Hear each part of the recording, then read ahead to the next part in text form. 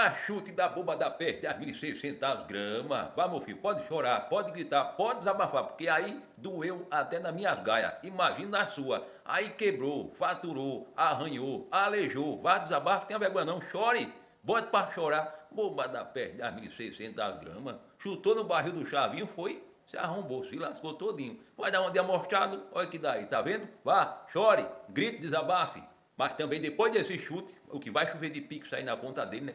Isso aí é usado, isso aí tá com poder. O homem chutou aí o Toné e não aconteceu nada com ele. Mas só ele, Deus sabe o que aconteceu ali no pezinho dele, né? Ali quebrou os 4 dedos, faturou o calcanhar de Aquiles, o mocotó virou pra trás, a bomba cipó das 1.600, viu? Olha, o que é que esse pessoal não faz pra aparecer? Mais uma presepada gospel. E essa doeu, viu? E como doeu.